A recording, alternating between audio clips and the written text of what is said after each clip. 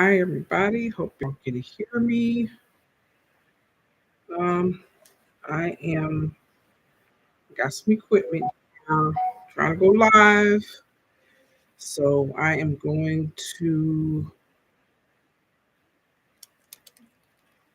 let me see. Where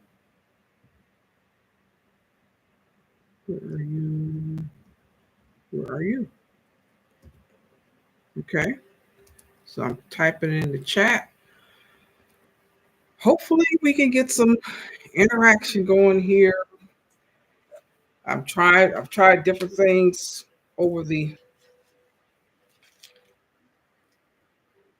wow. Okay. Oh gosh, got something going on here. I need to cut off. I don't own the rights to this music.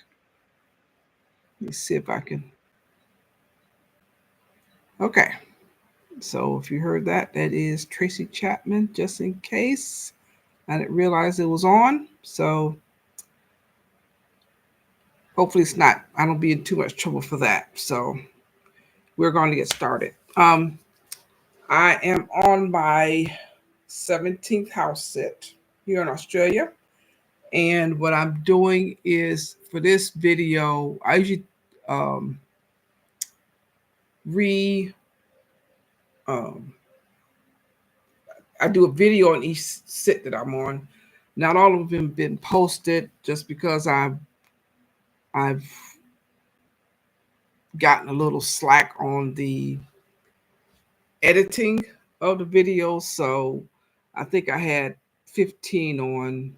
I think I posted house at number 15, but I didn't do 16, and I didn't. And there may be some gaps in there for whatever reason. Um, I just didn't feel that I should have publicly put out some of the information, and I hadn't edited it out. So, but today's video is is called "Spilling the Beans." I'm gonna give the good, the bad, the ugly. I tried to do a uh, Facebook video, but it didn't go well. So, um, and it was some issues with the privacy there too. So here we are. I am rebroadcasting here on YouTube, and hopefully I get some interaction. If you see this video later on in the future, if you could type some comments in if this helped you or didn't, or if you have some questions about what I'm saying on the video today. But if you have seen the Facebook live that I did, I haven't seen it. I don't know where it is. It's in the universe somewhere, but I haven't been able to pull it up to review it or look at it after a certain number of times. I don't know if it's still in there or it got deleted or pushed back, or I don't know. Or the privacy settings on it wasn't right. I don't really know. Um, I do have some notes here that I am going to use. I'll be glancing at them throughout the video. If you hear a little bit of music in the background, like I said, I'm on a pet sit. I generally play soft or meditation music for the pets. That seems to be universal between that and jazz, that a universal music that they like. So I try to turn it down low so we shouldn't get too much feedback into the speakers on it, into the microphone on that. But just in case you hear it, music, that's what it is. It's music. I do music for the pets. Okay. All right. So let's talk about what I came on here for today. And part of the reason that I waited quite a while to talk about this, let me put that over there just in case I get somebody to ask a question. Part of the reason that I'm talking about this now that I didn't talk about early, I'm an opinionated person, and um, I have strong opinions on different things, and my visa is an 18-month visa. I didn't want to run the risk of being called out and having my visa reversed and all that for some of the opinions um, that I have. So that's a big part of it. And I wanted to observe too. I wanted to really um, observe. I came into the country rosy eyed, excited, and I'm still pretty excited. And a lot of it is just because it's new. It's new for me. Um, so, um, but yeah, a lot of that excitement is still with me. There's been some, but also that newness has been a little unnerving. Um, I can get used to the different spellings and the different pronunciations of words, um, different meanings behind that. That's been the hardest part for me. Um, is things that I'm able to, and I don't have anything specific because I'm usually in the moment.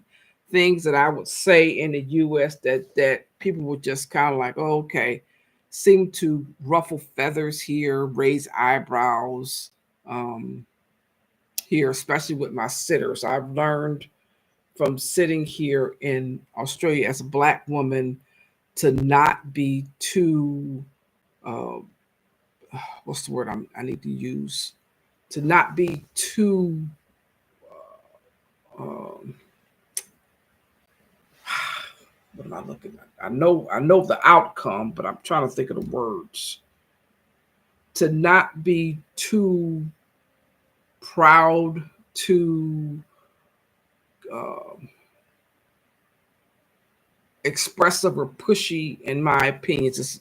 It's almost like this is the way I feel, and you know, if you feel that way, fine. If you don't, and it's not necessarily a right or wrong, it's like, you know, this is my opinion.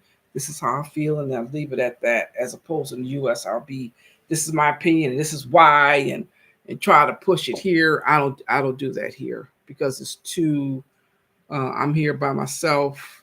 I don't necessarily, even though there are overall, I feel safe, but there are some situations that I have seen or felt, and I'm trying to take pictures as I'm doing this, some still pictures.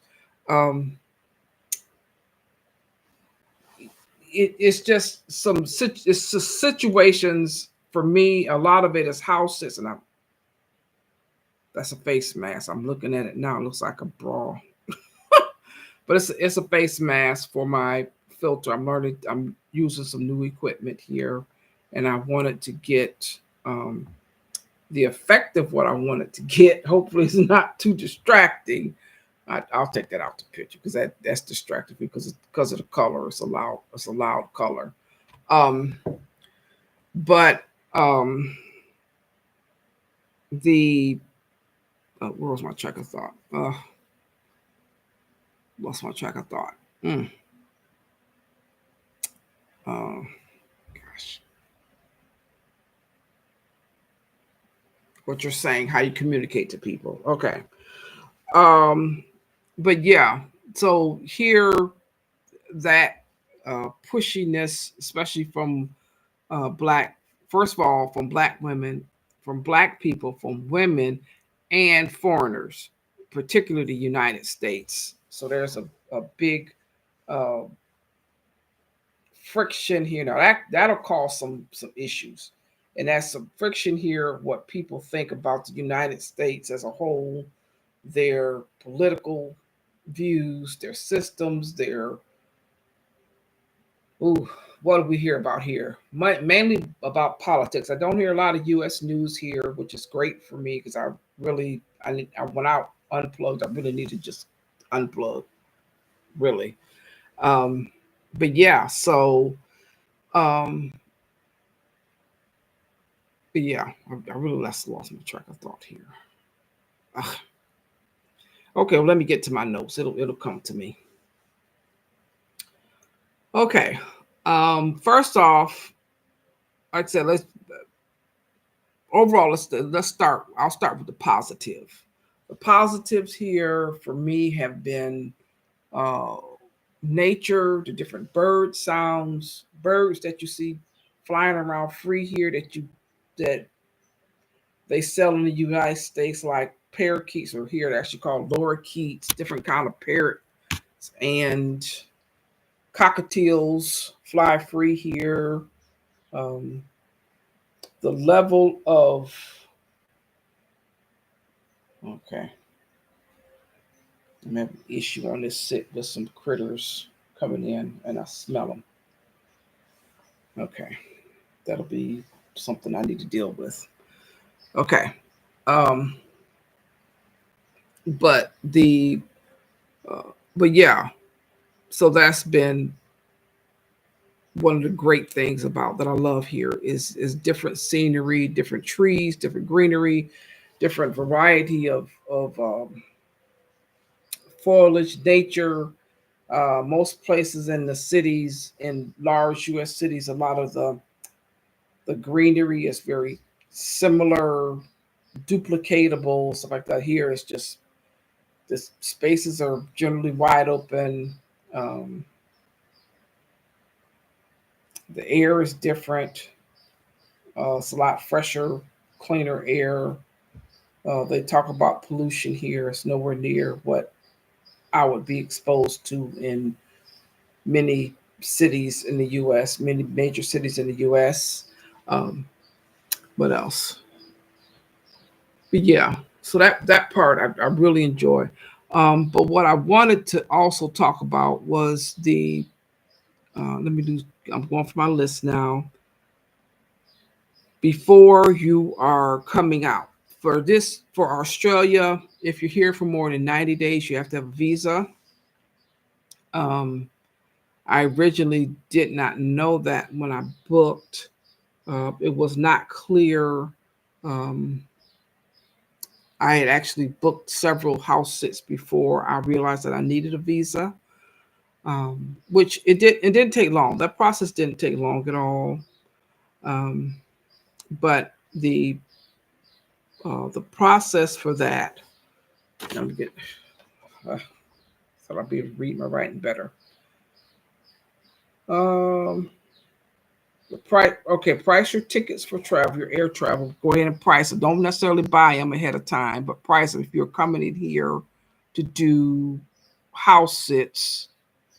This is the process that I uh, got to. I didn't necessarily start off like this, but I did get to it. Um, price the price the tickets, apply for the sits, interview for the sits, actually get the sits, confirm the sits first, and then immediately after that, go back and look at the prices for the tickets.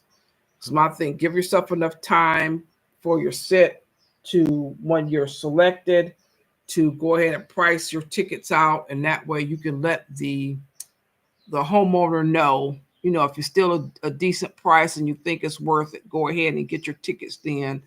And also right behind that, get your travel insurance. So you might want to try getting, if you don't already have it, and this is something that you're going to do, get your travel insurance uh, either right before or right after you book the ticket, after you pay for the ticket. One of the things that I did, and I had to end up searching for travel insurance, was I waited because my philosophy was I was waiting until I get close to the travel date to get the insurance. But now when I think about it, it's best to get it with close to the date that you purchase. That a lot of companies require.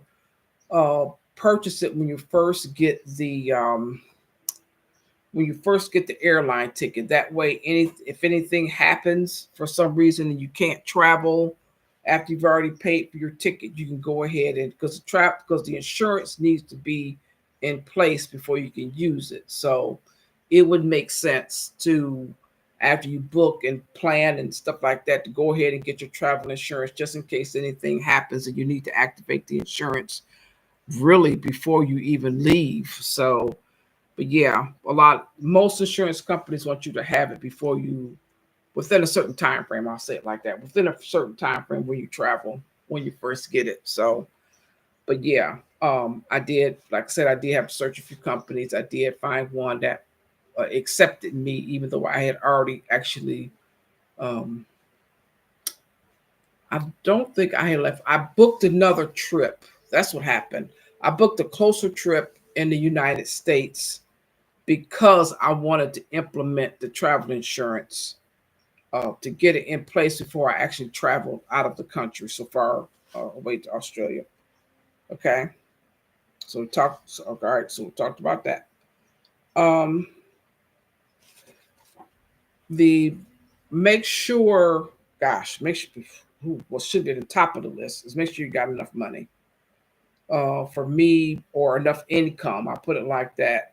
At least initially, I had some say. I'm using savings and a combination of savings and my monthly Social Security income is what I'm using while I'm out here on the stay. I have put myself on a budget. It is very easy to get into the touristy part, and I have implemented some of the touristy parts in my stay, but I've spread them out. When I first got here, I was doing a lot of touristy stuff. It'd be very costly. Um, there's a lot of free stuff that which is what I transitioned into. I kind of got away the non what I would classify as a non-mandatory um, uh, touristy. Mandatory is travel. I mean, being able to move from one place to the other, like your public transport, your Uber, or there's another one. I haven't used it yet. Something Didi is what they call it here. I tried to use that a few times. There's all different kind of platforms. I've used Turo since I've been here. Actually, my first one was connection here was Turo, Turo. That's an app where you can rent people. I've used Uber Share, um, taxi cabs. I've used. So those were all what I would consider to be travel necessities, and you're going to see this area that I'm in is I'm convinced is fly capital of the country because this is they have areas where they have a meter for fly count. So, but yeah, I'm trying not to swing too much on here, but you'll probably see me grab a fly swatter. So that's just a habit I have. I don't like flies all in my face. That I usually have a net, a mosquito net on that keeps the flies out of my ears and face and eyes and carrying on. Personally, I'm convinced that if you see a film with flies flying around people and all in their face on their mouth, that's probably filmed in Australia because I haven't. I've been to Tanzania, and except for being in the safari in the Serengeti and seeing fresh kill from lions and stuff and flies around them, sucking the blood off of them. I have not seen this many flies anywhere. Got it. Okay. So you go see me swatting flies. I don't. That's not something that was discussed on when I originally took the sit, and it's not something that I would have asked. So that came without saying, or it did come, but they didn't say. So all right. Um, but yeah, just make sure you have enough income before you set out. However, whatever that income is. For me, it was savings from uh, a, a car accident that I had a few years ago. And I just decided that I wanted to travel. I've always wanted to travel. My belief when I was younger and I had my son as a single parent was I needed to be stable, and my idea of stable was staying in the same place for a long enough time period for my son to get friends and associates and kind of what called foundation. Since I've been traveling and the groups that I'm in, um, shout out to Exodus Summit and associated groups with them. People travel with their children all over the world, um, living a nomad life. They work from home or some other digital service that they do, that they provide, that they're able to move around. And once you get out of the US, most countries, although not all, um, most countries are okay, they're barking. Uh, most countries are not as expensive as in the US. And their expectations, their social um, their social drop my sheet here. Their social expectations are different. So a lot of times they don't get involved in what the US would classify, US citizens would classify as important. A lot of times it's not that high on their list. Um, a lot of times, and they just don't get into a lot of the stuff like here. Um, oh, let's see, fashion here. It's just not nowhere near. As a matter of fact, there's a uh, I don't want to call it a referendum. It might be a referendum. Some of the people coming here on the beaches in these skimpy swimsuits with the thong style uh, bikinis. There are certain places here in Australia that are looking to outlaw those. They said it's too,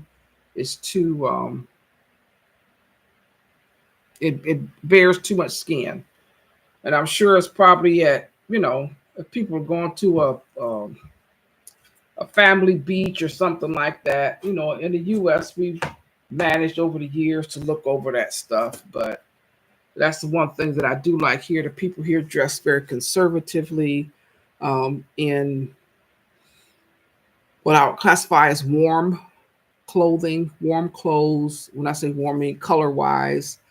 Very few loud colors, very few vibrant colors. It's like a blend in with nature thing, and I like that. Um, if you go out to a concert or something like that, and I think I went out to one, and I was classified as dressy. Most of the people there were in some kind of jeans or um, t-shirt type of thing. I'm trying to think what I wore.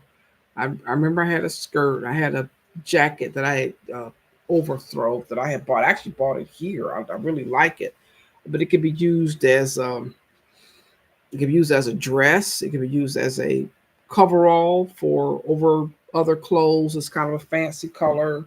Um, long sleeve. It was a little cool where I was at, but yeah, people are just rather conservatively simple earrings, um, very little makeup. I mean I've stopped wearing makeup for the most part. Unless I'm having a photo shoot or something like that. You could tell I don't really wear makeup. I don't, you know, it's just not that big of a deal for me. So my philosophy is people like you one way or don't like you for something else. So I don't make a big deal out of it. If I want to wear it, I wear it. If I don't, I don't. It doesn't matter to me. Um, okay, flexibility and flexible. Okay, yeah, be flexible. Is this the environment here?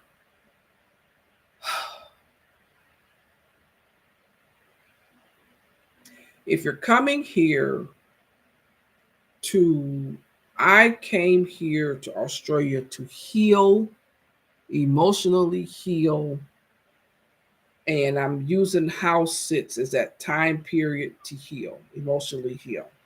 And then the touristy stuff, if there's something in the area for me to do tourist wise, that's fine. I have a very strong, um, how can I put it? A lot of my healing over the years, a lot of my connection has been with pets since I've been a young child. We've always had some kind of pet, mostly dogs. Growing up, I think when I was born, we had a dog.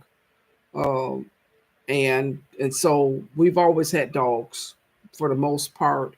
A few cats here and there, other fish. Um, trying to think of it. I can't think of others. Maybe chickens, but well, it was a rooster. It was a fighting rooster, is what it was. Um, but yeah, um, hi, how are you? Hi, Carla. But yeah, so we've always had pets, and so that they've been a big part of my emotional health, mainly dogs. And so I'm using those experiences, being able to transfer them into it as an adult, being able to use that to house sit throughout, well, as it turned out, throughout the eastern part of Australia. I did apply for a couple of sits in the western part, but I didn't get them. So, but anyway, the but yeah, be flexible in your places that you're going to be available to stay. Now the hotel, depending on events in the area, the hotels here can be pricey like they are in the U.S. But the cost of staying, like I, most of my stays have been at houses. I have did a couple of Airbnbs. It's kind of a last resort if I'm going to an area. One of them I was transitioning from one sit to another, and I had like 4 days in between, and I located an Airbnb close to the place that I was going to, and the people here, the lady there was very nice. She picked me up, and then from the transportation station that I got to, and then the homeowner of where I was going to pick me up from there. So I made sure that I got close to where I was going to be sitting at, and so I, went ahead and used Airbnb for that. But be flexible in your, be flexible where you're going to stay. If you don't have all the sits, one of the there was a lady that came here from the U.S. We talked off and on, and I gave her some pointers on coming here. And she had a suggestion about, and it was a suggestion that somebody suggested to her on being on a cruise.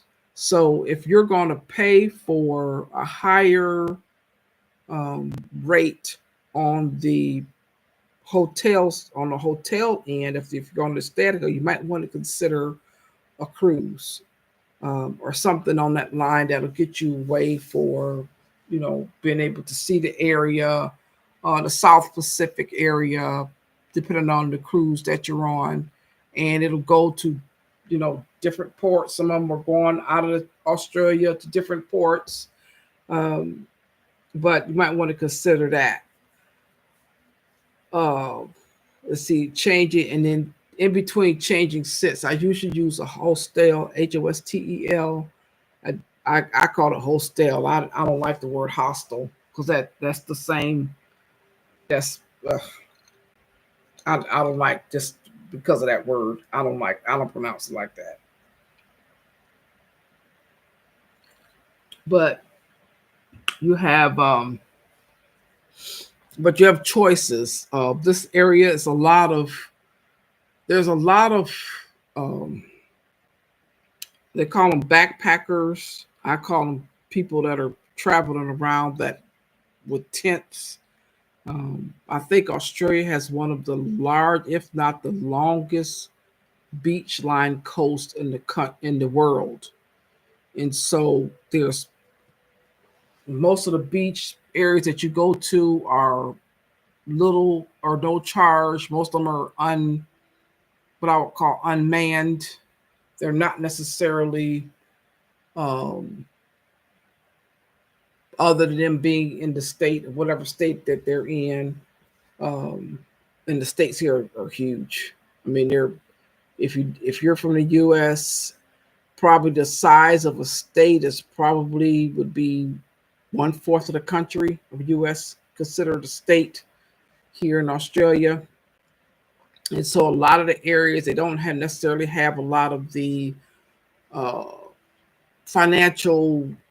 um, undergirding that the U.S. have in as far as a tax base to man every single inch of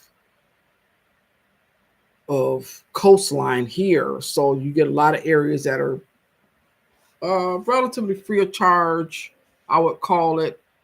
You have to have your own supplies. They have public restrooms here that are handy in everywhere. The train stations.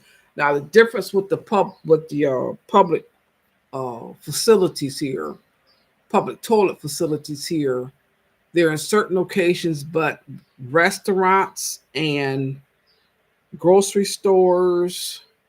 I'm trying to think other in the U.S. Those places would have to have, uh, or they did before COVID. Some of them have not gone back from since they've been out of COVID. Um, you have those businesses that have to have restrooms. They don't have to do that. They don't do that here. The public restrooms are out for several businesses to have access to. Um, Most of the grocery stores don't have that I've been in don't have toilets for the public. They know where the toilets are. They can tell you where the toilets are, but they don't have them inside the store. Um, so that's a little bit getting used to. Most of your newer train stations have them.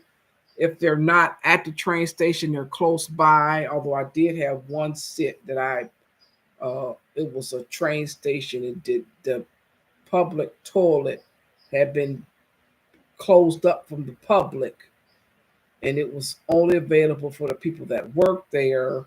And there was not a public station. It was kind of in a residential neighborhood, and there was no public toilet there. So I didn't use that train station much, or I learned how to use the bathroom before I left and wasn't not necessarily relying on that. Um, but most places with the public transportation has a public toilet, and the toilet is available for whether you are using the service or not. So people can come in, use the toilet, and leave.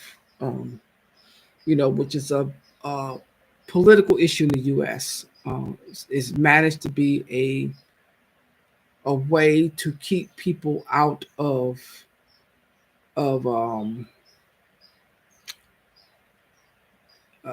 penalizing people for animal behavior, which used to told everybody, everything, every creature, uh, you know, has a way to expel toxins from their body, whatever you want to call it, defecate or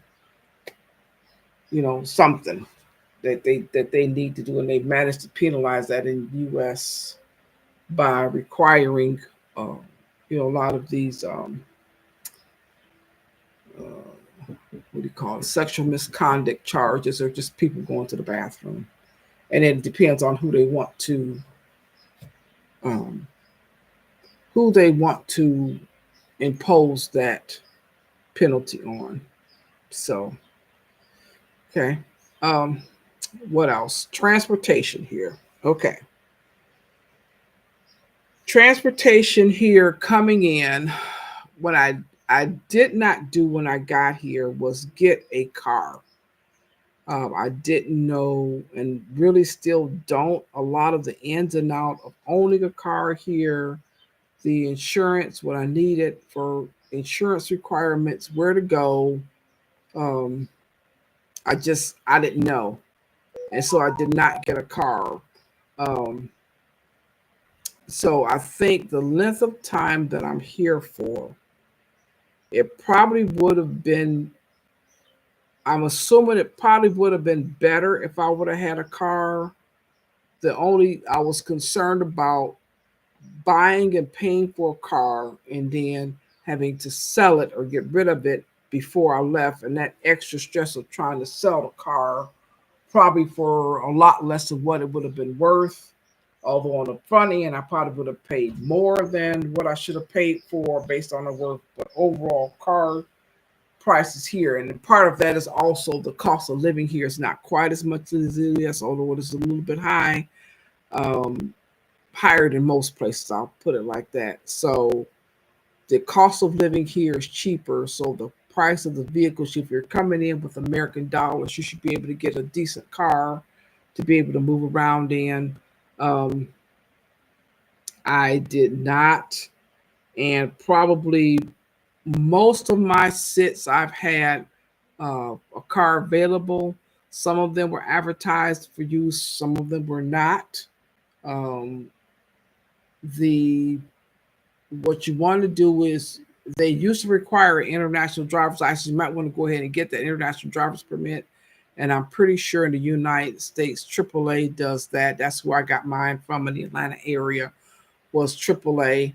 And it's called a permit that they use basically your driver's license. They check to make sure your driver's license is good, and they transfer that using uh, they actually took a picture. Now I think about it, they took a picture in the office, and they used this. It almost looks like a passport picture, but they take it in the office and they put it in this thing, and it's good for 1 year. So mine's actually ran out before I've got, but since I've been here, I found out that their license now, if your license is good from whatever country you're in, they'll take it. They'll use you. They didn't say anything about having to have an international permit. So, but I know some countries probably still use it, so you might want to get that as a safeguard. Um, Depending on where you're going to be in Australia, I went ahead and got it as a safeguard because I was in different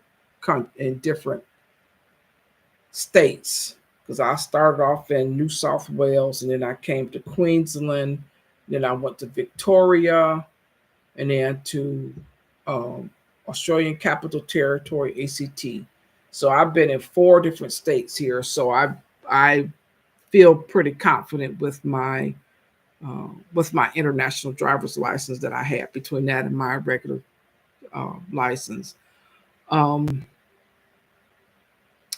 One of the things I also want to say, if you're gonna be driving a car here, okay, driving on the left side of the road was the least. A lot of people they ask, "Oh, what's it like driving on the left side of the road?" Driving on the left side of the road is no problem. The problems that I'm having with the driving here are, first of all, the road conditions. In the major cities, the roads are fairly decent if you really want to get in what's called the outback or the rural parts of Australia. The signage here is different. Um, I'm thinking of, okay, in the US they have what's called the yield sign, a triangle. Gosh, well, it's a triangle. Yeah, a triangle like that in the US.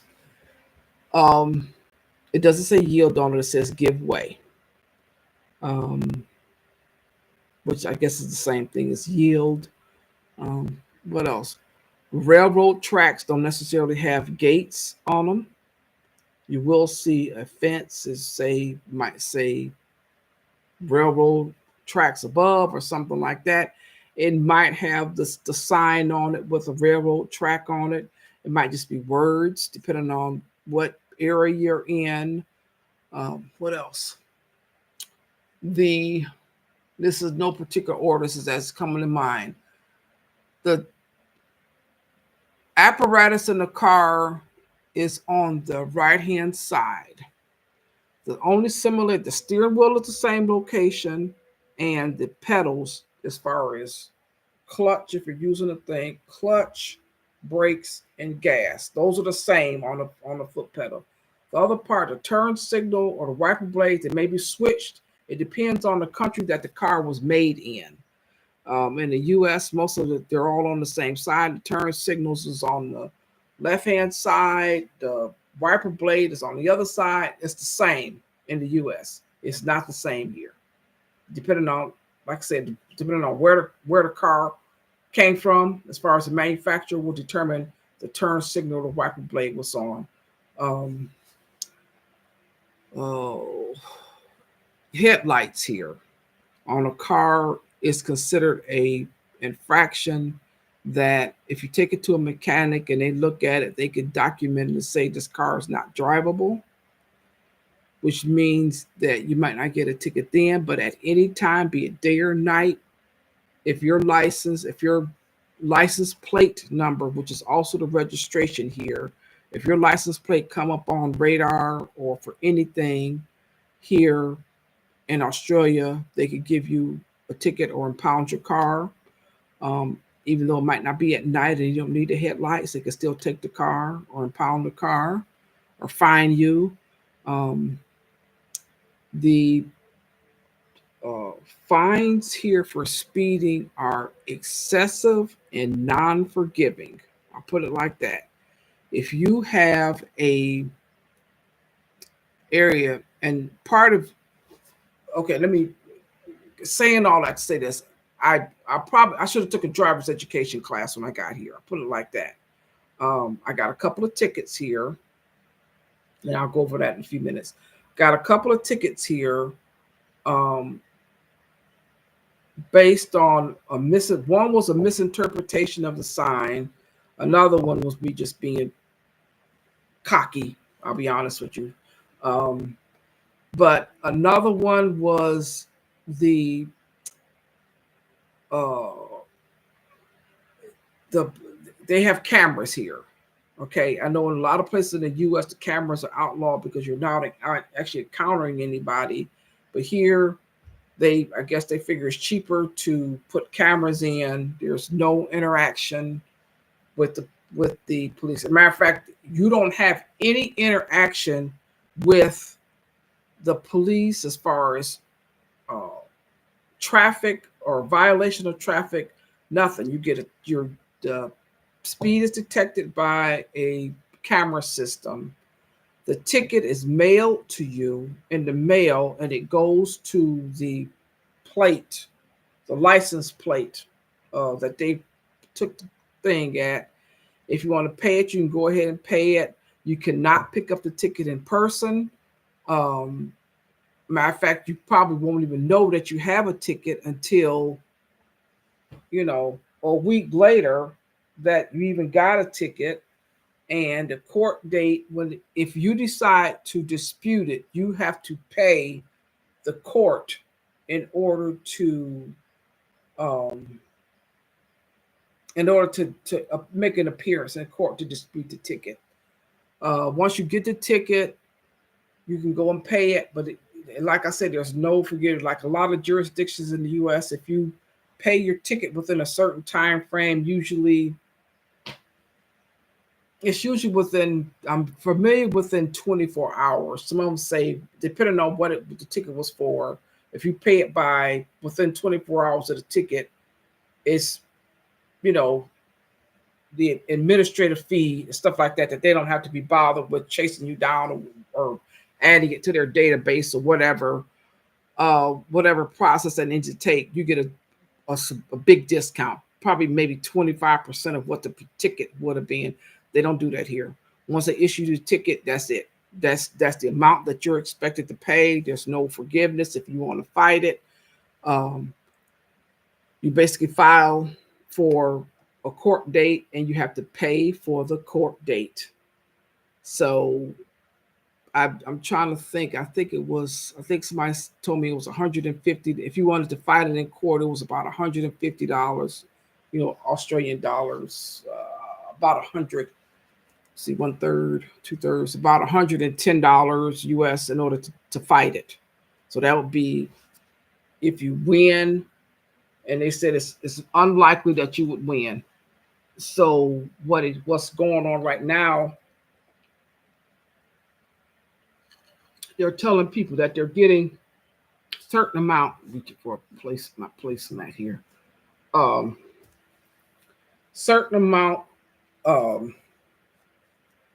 can I put it? They're making so much money on the tickets, and they're telling people that the money is going for road construction.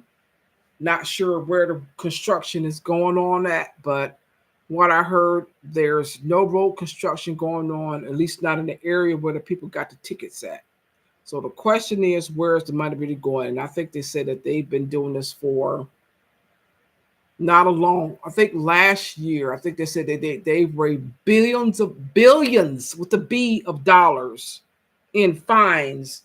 And so far, the people that have told me about this, they said they have seen no very little road construction, actual work. They said they've seen some other construction going on, but it wasn't necessarily road pavement.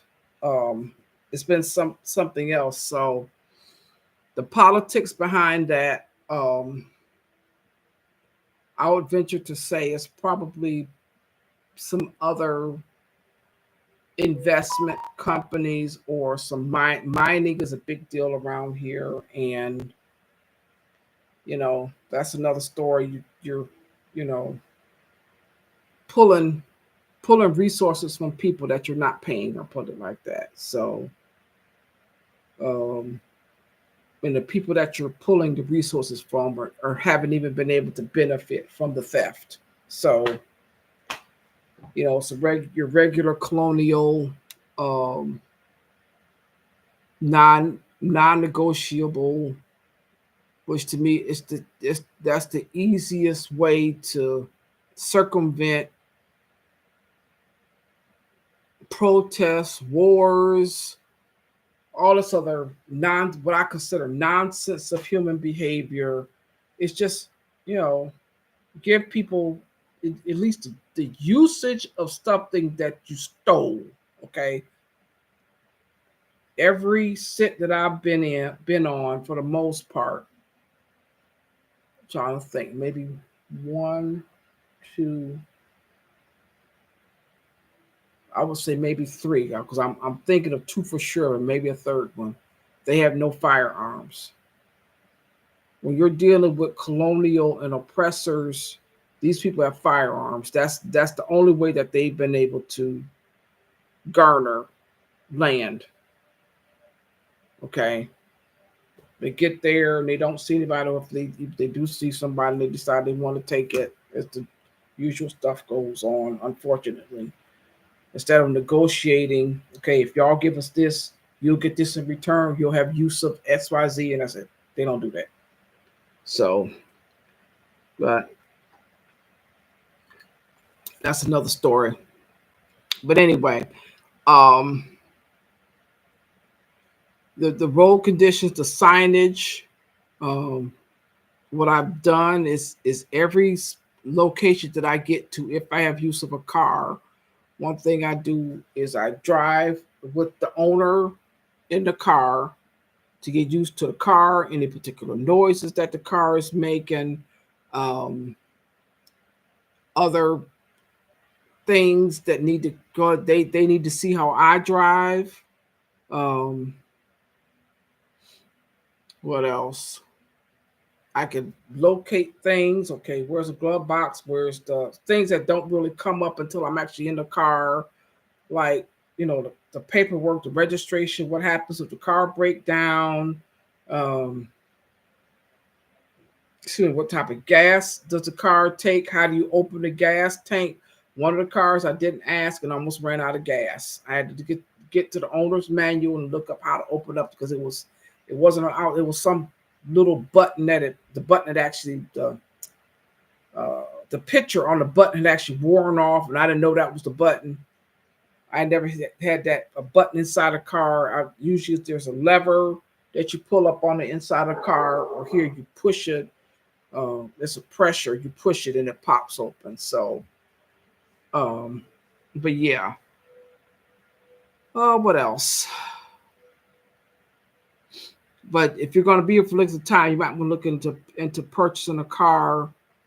There was a couple of places that had long distance cars that were. One of the places had a price, so I'm sure it was pre-COVID, but by the time I got to the place, was gone out of business. So there was a couple other places in the Melbourne area that probably would have had a car that I could have bought, but like I said, I didn't know as far as insurance and stuff like that, and then run the risk of having to really look for somebody to spend the last few months and not knowing if I was going to have a car up until the time I needed it or I needed to get rid of it before I left. Uh, but yeah,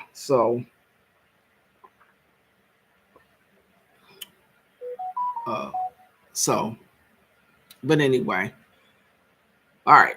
What else? Okay, public transportation. Here it is, I would consider it to be pricey here. And the thing is because it's not the public transit here, if it's subsidized, it's not like it's subsidized in the US. The public transportation here is you you get a car. Each jurisdiction has their own card, or some areas you're paying cash. When you get on, they have a meter. The driver processes your payments. You might get change back or whatever, but he processes the payments that you do on the bus in cash, or he might have a meter, a cash thing where you could scan a card or something like that. But most time I've done cash. A couple of the rural areas they only took cash. Um, but yeah, you tap your card at the station when you get there, and you tap your card to get off. If you don't tap your card when you get off, you are subject to what they call a maximum daily amount. That if your ride was, let's say your ride would have been $5. If you don't tap your card when you get off and at the station, your daily cost for that day might be $25. So it's imperative for you to scan your card when you get on, scan your card when you get off. Try to remember. Um, I've done a couple of transfer things that it picked up initially when I got here, and I didn't know about that. I know I lost some money on these transportation cards. I think one card, I think I went two rides. I paid I want to say about $20 US, and not two rides, and the card was gone. That's because I forgot to tap the card when I got off, and it took my money for the day. So, just be aware of that. In the US, it could be like in Atlanta. I'm not sure what the price is for MARTA. $5 could get you one stop up, or $5 could you can go for whatever 15 stops up for the same $5. They don't do that here. Okay, you tap when you get on. I think the least amount during non-peak time of the day, you would probably be able to get it for maybe $1.50 or something like that for a ride. But I've seen some 7, 12, $15 rides come up on my statement, and I use my card just to keep track of, keep a running thing, because I don't always get a paper receipt. It'll show up I'm using PayPal or my credit union, and it'll show up in there. So I kind of wanted to keep a record of stuff. I do log my receipts. I have been logging my receipts since I've been here to keep track of it. But that helps a lot. But yeah, public transportation here but the trains, everything that I've seen has been clean. Some of the trains, the regional trains have what they classify as regional trains or express trains, have toilet facilities on the train. And when I say regional, it doesn't have to be, how can I word it? All of the trains, the light rail trains, use the same tracks. Depending on where you're at, a train coming through may not stop. So pay attention. These they have a yellow marker that you're not expected to be near that marker. There have been studies done that people don't the force of a train coming through, you might not even hear it. And some of the trains are coming through stations at full. If they don't have to stop at that station, they're not They don't even slow down. Um, I've been at tracks where young teenagers are being irresponsible kids. I've seen regular customers fussing at kids about standing so close to the tracks, which is I think is great. People take it upon themselves to I don't have to be I don't have to be your mom or your dad or your brothers. I don't have to be related to you in order to reprimand you, to verbally reprimand you. I think it's great. Uh, but yeah, I've seen people hollering at kids to stand back, to stay away from the track, stuff like that. I've been at trains. I usually when I get to a train station, I'm looking for a seat. Um, combination to save my knees and feet and whatever stuff. But I've been sitting at and didn't even know a train was coming through, and the train would come barreling through there. I'm sure doing 80 miles an hour or above, and basically the platform would start shaking after the train was gone. So it's yeah, they use the tracks here for multiple things, um, but um, the passenger trains, they may or may not stop at the state at a station that you're at. So they have local trains. They have um, ones that stop at every stop. They have city trains that stop. Okay, city trains stop at every stop. They have regional trains that stop at some of the major, what they classify as major stations, and then they have regional trains that only stop at very few stations. They might stop at every 5 stations. So various ones. I think that's good. Uh, Multi-use. It's not like everybody has their own track system or something like that. They're really good about connections here.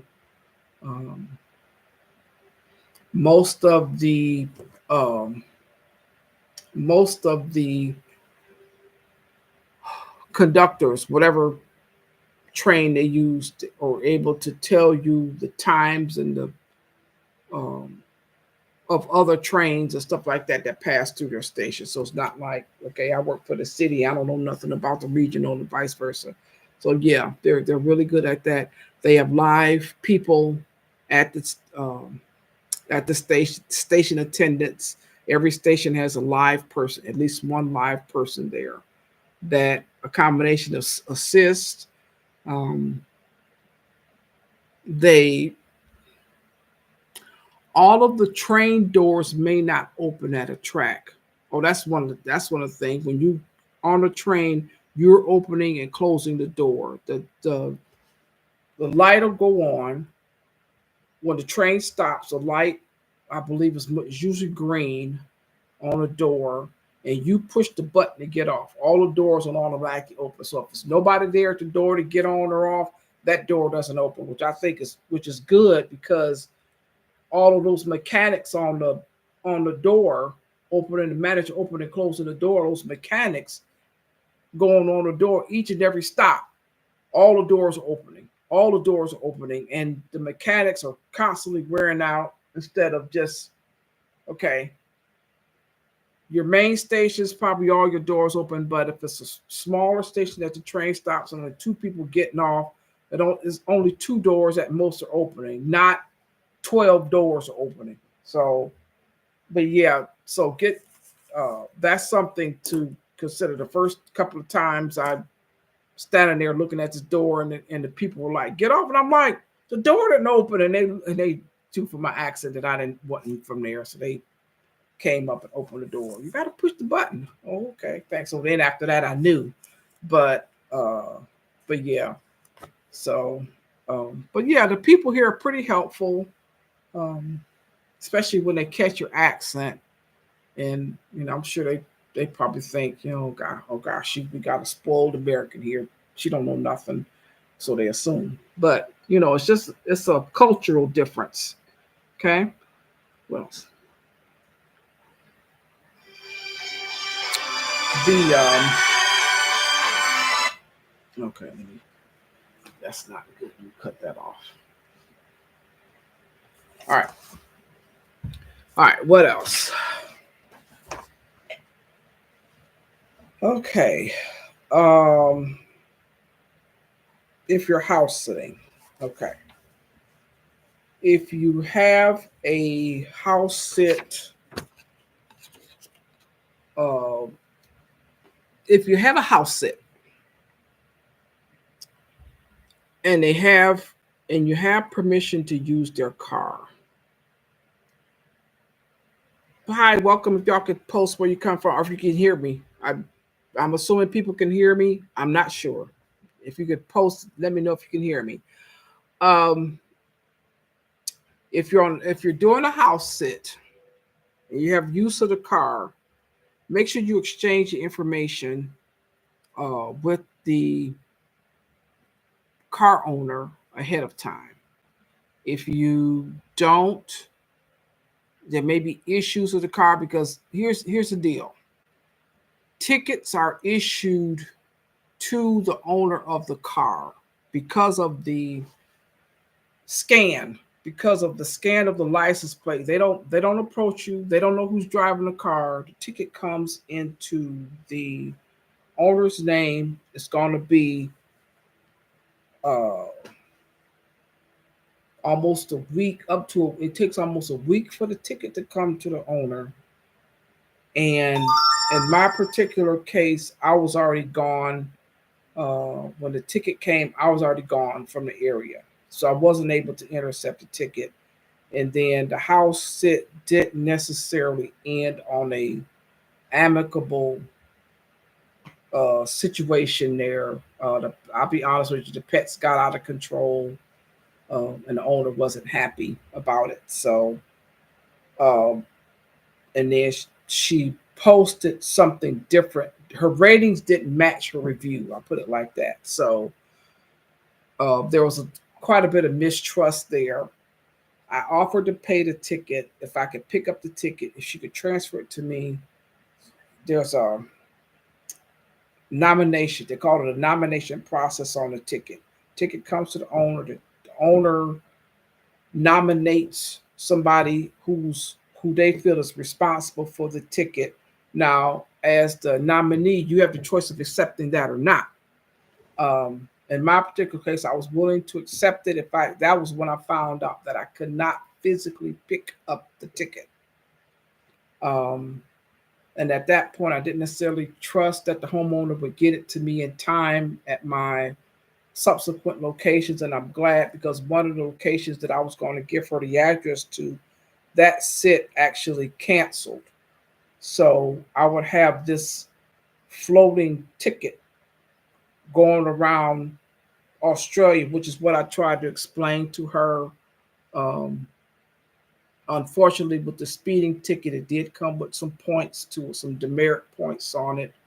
Um, and at that point, I didn't. When I contacted the agency, they said it was going to be connected to my visa and my passport, and I that was a little bit. I was willing to pay the ticket if I would have been able to physically have my hands on the ticket, and I wasn't able to do that. So there was a little bit of a beef with that between me and her.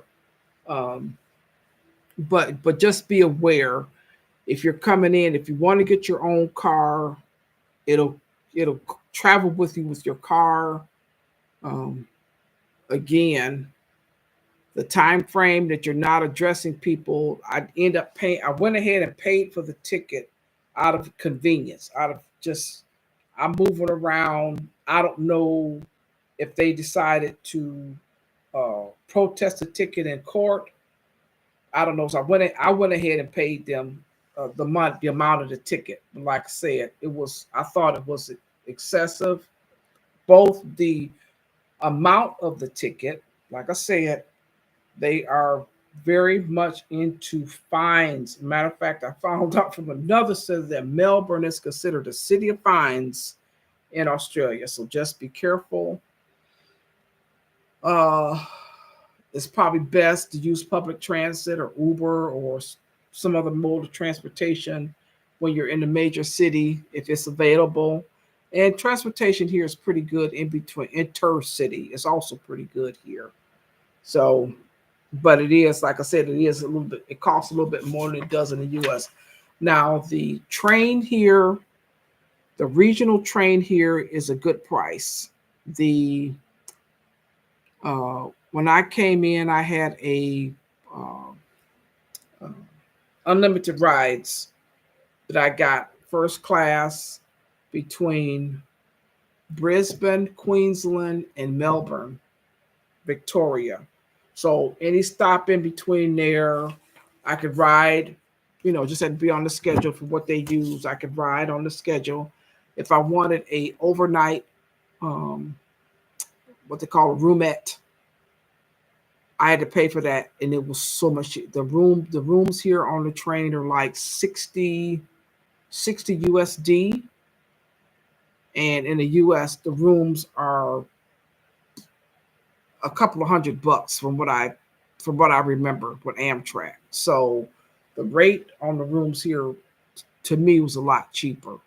Um, the unlimited rides, I did calculate that I probably didn't save a whole lot of money, but it was convenient for me. Um, and you don't have to go over the regional train stops. I want to say every different locations. Probably about every hour to an hour and a half, the train was stopping somewhere else. So if I had any sits in between from one location to the other, I get off in the smaller towns and do my connection without having to pay for um, additional money. The only extra money I had to pay for was the sleeper car, but everything else was included with the price of what I had paid. So that was definitely a plus. Okay. Um, Ratings on the platform. The platform that I used coming in was I used Trusted House Sitter. What I had been advising, basically, I violated my own rule. I'll put it like that. One of the sets that I was on, the lady she said she gave me a review, but then her ratings didn't go with a review, and my emotions got the best of me, and I felt the need to defend myself, and I went on this rant. Don't do that, because actually, since I posted that, I haven't had any sits since booked on that platform. I had to add another platform um, that I've gotten. This sit is on that the other platform. That the other platform is called Aussie House Sitters. Every country has their own house sitting um, platform, or I ain't gonna say every country. I haven't been to every country, but most of the countries that I've been to, they have their own house sitting platform. A lot of them, and I ended up having to go onto a different platform, Aussie House Sitters, in order to get booked. It had more listings and the time frames that I wanted, because I go for longer time frames. And Trusted House Sitters actually has gotten to be a little bit crowded for sitters. Um, and and so the competition has gotten to be quite a bit higher on Trusted House Sitter. But if you're gonna, reply or to somebody, just keep it brief. And I violated my own policy and really felt the need to defend myself, but probably not to the extent that I did. But lesson learned. Um, but also with saying that, one of the one was I got the traffic ticket was she filed a complaint with Trusted House Sitter. Now, Trusted House Sitter in their own policy say they don't get involved in motor vehicle issues at all. This basically a added plus. Whatever she said to them, they got involved, and um, my argument became with them basically saying my beef is between me and her. It has nothing to do with you. A matter of fact, and I reminded them, a matter of fact, in your own policy, it says that you don't get involved in motor vehicle issues. Well, they violated their own policy and they did get involved. Um, they did uh, they ruled against me, and part of it too was I probably didn't really take it seriously because it said in their policy that they were not going to get involved. So if you get a notice from them about something, just comply. I tried to remind them of their own policy, but they ended up sending me a of their ruling and basically said, well, somebody files a complaint, all their it doesn't matter what their policy says. So they violated their own policy, and I was a little bit disappointed to say the least at them. I'm still on the platform, um, but I took that as a forewarning to have other services available um, to you. I like Trusted House Sitters. I think they're a decent platform overall, but that issue right there let me know that there's nothing is solid. I personally took it as a race issue. It may or may not have been, but I took it as such. Um, that it just reminded me of what I've experienced here in Australia, and probably older people out of the 1950s and 40s out of the US probably would have experienced a similar one. The rule says one thing, but you show up with your black face and they change the rules and pretend like stuff didn't happen and stuff like that, and they don't abide by their own rules. And that's how I felt with this particular issue with trusted households. Just have your own, do your research, and to whatever country you're going to, and find out other ways that people do house sits, because apparently here in Australia it's a big deal. There's a lot of places here that have house sit services available. Um, Trusted House Sit is the only one I know that there's no money exchange. The other ones, you can do it for no money exchange, Aussie House Sitters, but they also have, if you're going to charge for it to be in your profile. So, but yeah, uh, they will have the opportunity. On my particular visa, I'm here and I cannot, um, and I'm not willing to risk it. I cannot charge directly somebody for Australia. I can't pay, say, I'll babysit or house sit for you or pet sit for you for X amount of dollars. I can't do a direct payment from somebody here in Australia. Um, I can't take payment. I'll put it like that, because mine is a non-work visa, which non-work doesn't mean you're not working. It means that you don't get paid for what you're doing. Okay. All right. So valuable. Ask. Okay. If you don't know about services available, ask. That's um, Stephanie Perry mentioned some places. I asked some sitters here, and they really, or asked some homeowners here, and they gave me some decent pointers on some of the bigger platforms. And Aussie House Sitters is one of the bigger ones here. So that's the other one that I'm using. Um, like I said, this sit, the previous two sits, and I have two more sits, and all of those have been on Aussie. Well, one is coming up. No, okay, the other one was canceled. She canceled it. She's dealing with some health issues, and she's not going to be traveling, so she canceled hers. And then I was able to replace it with this other one. Okay, the environment here. Okay, honestly, I have never been to a place with so many flies. They're from, I mean, this particular area that I'm in has a high concentration of flies. But everywhere that I've been at in Australia, if you can't deal with flies, I on a whim, I actually came with a fly swatter.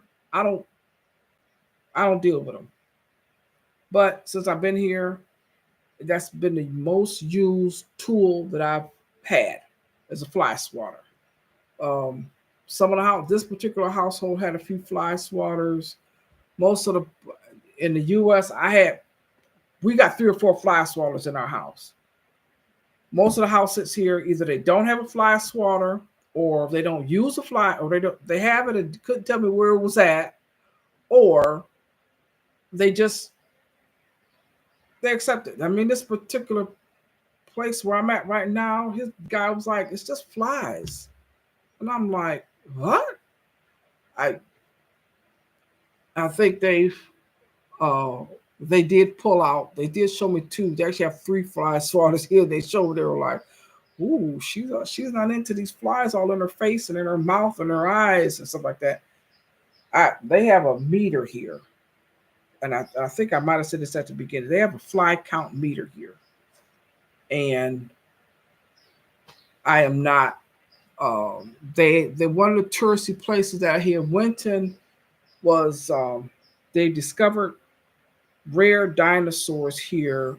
I want to say in '99. I think it was 1999. The guy here who started the museum was riding on his motorcycle and he swerved because he thought it was a rock. And after he swerved and fell off his bike, he was like, "That's a weird looking rock." So he actually went back and pulled it out. And anyway, the Queens in the city of Brisbane in Queensland, they have the first few bones that was found in the area. And after that, his philosophy was, okay, if there's one, there's more. After that, basically, he started a museum here, dinosaur museum, because they were finding bones and stuff. Basically, the water, when the water here gets gets really wet here, basically the bones underneath are floating to the surface because the dirt here is sticky. It's trying to think the material that they had. I think they call it bismuth is what they use here to make the roads and stuff. But the it gets very the mud here gets very, I ain't gonna say like quicksand, but it's very loose when it gets wet. And over time, the bones just started surfacing, coming up on the surface. And so the guy decided to make a museum instead of keep sending off the bones and stuff to Brisbane. He decided to make a museum here. Um, they have a 10-day paleontology. To get a certified paleontology, you work with this group for 10 days. You get certified in paleontology. After that, you don't have to pay. I haven't looked at the price of that. But if you're into dinosaurs, it's probably a really good, exciting program. I mean, you're sitting out in, the hot sun. Well, they're not doing it right now. So probably when it cools off here, summertime is in, let's see, this is summertime now, January. The months are the same, but the classification of the seasons are different. So right now, this is considered summertime. So we have fall coming up in March, um, that around that time period. But they have a program where if you come in and work for 10 days, they show you how to basically be a paleontologist, how to uncover um, bones and bone material and clean the dirt off of it and set it up for their museum here. I did go on a tour yesterday, and they have years of stuff that they have and the guy talked about the process that they go to preserve the bones and stuff as they're pulling them up. But it's a decent program. I'm gonna look into it and see if it's something that if you're interested in doing and you're coming to Australia anyway. If you can deal with these flies up here, I usually have a net, uh, a mosquito net over. They have a hat style mosquito net that I use that I keep when I go outside. Um, it cuts down. Excuse me, it cuts down on the wind because it's a little bit hot. It cuts down on the wind coming through, but it's a decent net that I use. Okay, but that's available. But yeah, but I'm convinced that these flies around here are still eating off the meat and the bones of these dinosaurs that were here 90 million years ago, because this the fly count here is just unreal. Pests. If you are in the city, you probably won't encounter. Uh, I'll put it like this: there's a lot of places for a big rat to hide in the city. Put it like that. Since I've been here at this location, I've seen two, albeit they were dead, rats that were bigger than my hand. And my hand is probably a good 9 inches long. Um, so I have read about rats here. I had not seen them or experienced them until I got here in this. It's considered outback area, and yeah, so that I'll talk about stuff that happened with the issue with the rats, but they were dead. I put it like that. Let's see. And the weather here right now is humid. It's very humid. It's hot. Probably close in the 90s, I would say, in the U.S. Pretty consistently here. Like the coolest time is when it rains, but then you have to deal with the humidity. Um, Some days it's both hot and humid. Other days it's just humid. Other days it's hot, no humidity. The wind might be blowing, although it's a warm wind. The wind might be blowing. Um, but let's see. Other than that, what else? Hmm, anything off the top of my head? The culture here. People tell you one thing and they do something else. That's one of the things that I've noticed here. You Most of my house, the house itself has been great. Like I said, I'm a pet person, so the pets and stuff have been great. But a lot of the reviews and the ratings don't necessarily match. My reviews and ratings on Aussie house sitters have been more what I consider genuine than the reviews and the ratings that I've gotten on trusted house sitters. I'm not sure what it is about uh, the homeowners that I've had on trusted house sitters that are saying one thing but rating on something different. Um, I've had issues with uh, people don't have any problems. Uh, well, I already said it. They say one thing and they do something else. So um, people need you to do a house sit for them. They've already invested in their vacations or holidays, they call them here. Um, and so they're pretty nice going in, but their attitudes may change while you are at the sit or getting ready to leave. Um, so just be aware of that. I would suggest that you always have some kind of backup. For me, the hostels or the backup. Um, I'm pretty sure if I need um, help from home or something like that, I could get it. I have for my siblings and people back at home. I could get it if I need it to. I determined that I'm going to stretch myself to see how much I could be, how self sufficient I could be without, a lot of financial help, with any financial help so far. So I'm good on that. Um, but yeah, just be willing to have a backup, uh, get resources available to you, garner resources. The main thing here is transportation. Um, I would say transportation, because with transportation, especially if you're the driver in a car, like Turo, Uber Share, even though Uber Share was ended up being quite more expensive than what they initially told me, but Uber Share, car share, Turo, if you have access to Avis or Hertz or one of them, you might want to use it. Um, there's another car. It's called Rent a Bomb. RENTABOMB.